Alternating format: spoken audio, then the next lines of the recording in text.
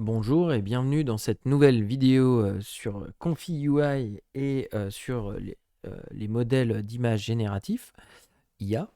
Et donc, ça va être ma première vidéo d'introduction à ce nouveau modèle leader sur le marché de l'image générative avec ConfiUI, c'est-à-dire Flux. Donc pour ça, pour expliquer pourquoi Flux, je suis obligé de revenir sur Stable Diffusion 3. Donc en gros, ce qui s'est passé, c'est que donc Stability AI, la société derrière Stable Diffusion, a sorti Stable Diffusion 3. Et malgré ce qu'ils ont promis, il y a eu de très très gros fails. Le premier fail étant que la précision n'est pas au rendez-vous. C'est-à-dire qu'on a des textes qui sont pas si dingues que ça.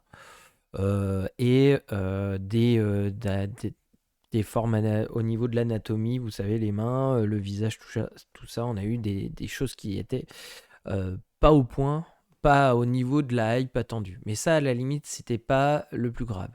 En fait, ce qui s'est passé derrière, c'est qu'ils ont sorti déjà 3 modèles, ce qui était assez nouveau pour la communauté, avec une non commerciale. Il y en a une community et une entreprise.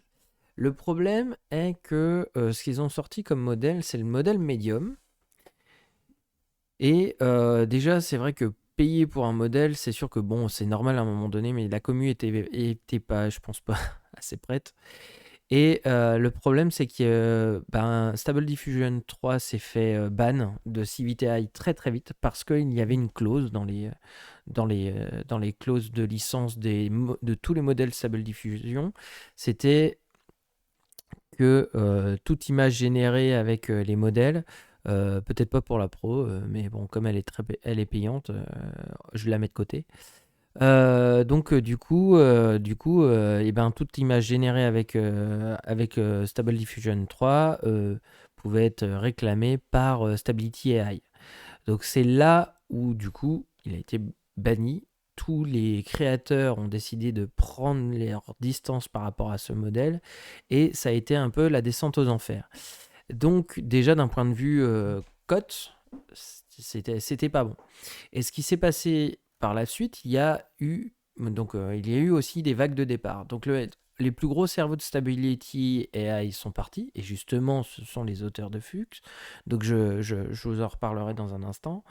Et on a le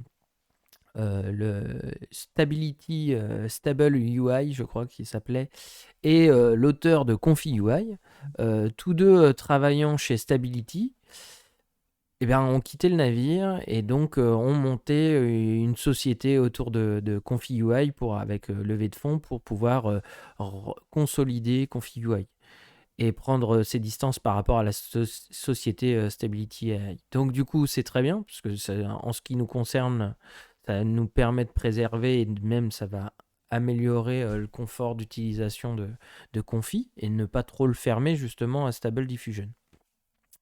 Et donc c'est ainsi qu'est apparu Flux.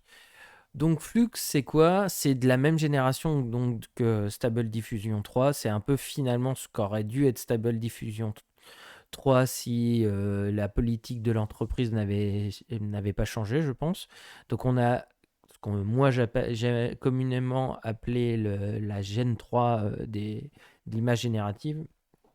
On a une précision qui est globalement au-dessus de ce qu'on a vu par le passé, une efficacité en termes de temps de rendu aussi qui peut être intéressante. On verra que c'est pas si simple.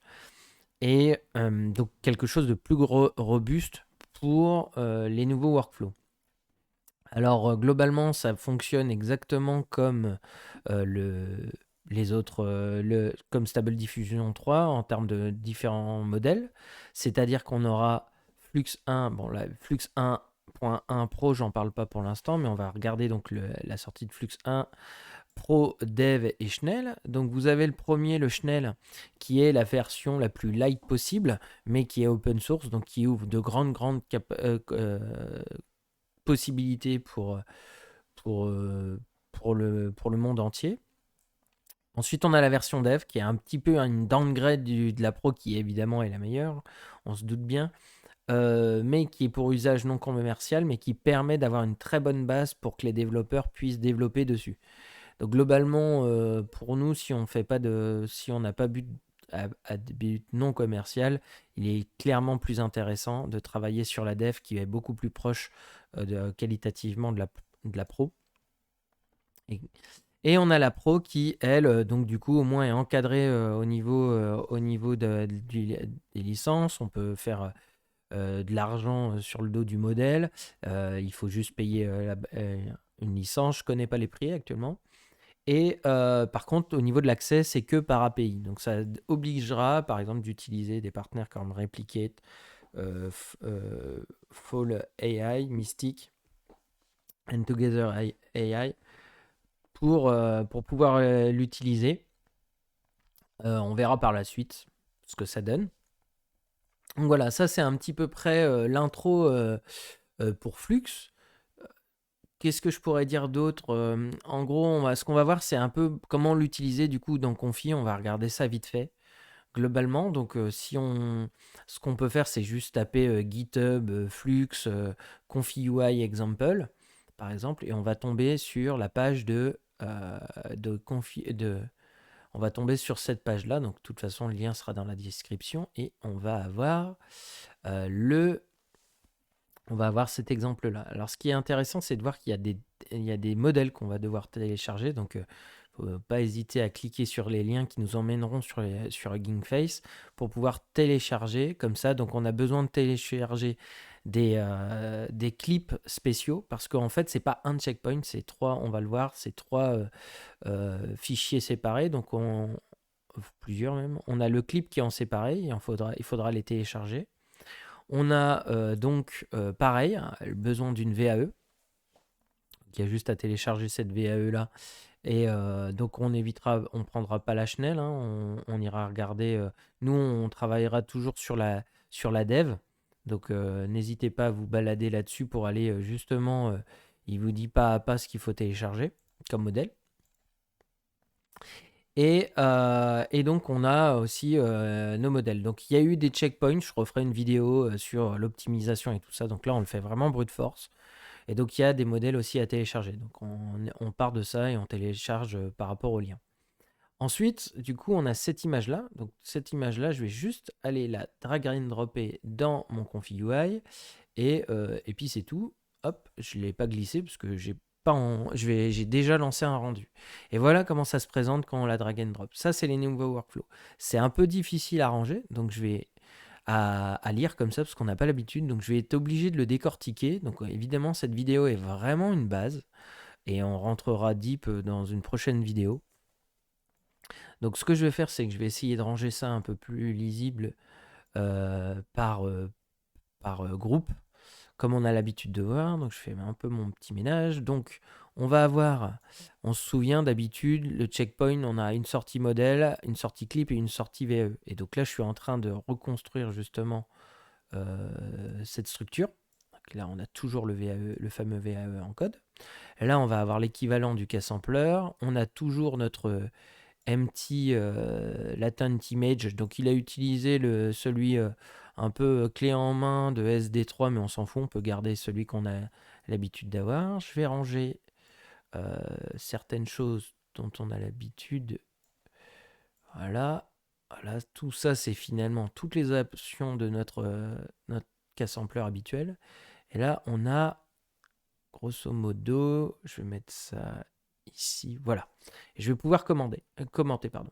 Donc, voilà, je dézoome un petit peu pour expliquer. Donc là, on voit que là, c'est l'équivalent de ce que j'avais avec un checkpoint. OK. Donc, modèle, clip, VAE. Qu'est-ce qu'on voit? On voit que déjà, donc j'ai besoin d'un modèle. Donc, j'ai pris mon modèle dev. Maintenant, grosso modo, c'est très lourd.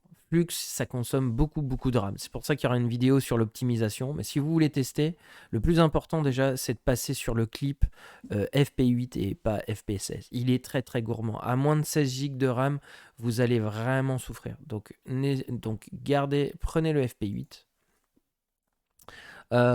Téléchargez le FP8. On a besoin d'un clip L tout court. Donc là, il y a le texte. On a une guidance, un flux guidance ici. On en reparlera dans la version détaillée de flux.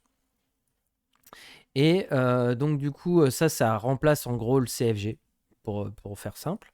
On va avoir là, ici, ça va nous permettre de fine-tuner un petit peu certaines choses, on verra ça plus tard au niveau du modèle. Et ça, c'est l'équivalent de notre K-sampler. On retrouve bien le scheduler, les steps, le denoise, le noise seed, le control after generate, le sampler name aussi. Et donc, quand on va générer l'image, on va avoir ça.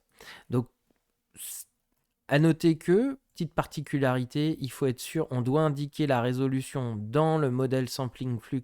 Ici, on doit rajouter la résolution de l'image ainsi que dans l'empty latent image. C'est hyper important. Donc voilà, globalement, ça, c'est l'intro de pourquoi Flux versus Stable Diffusion 3 et comment, là, comme ça, à la fin de la vidéo, vous pouvez aller vous amuser avec. À bientôt pour une nouvelle vidéo.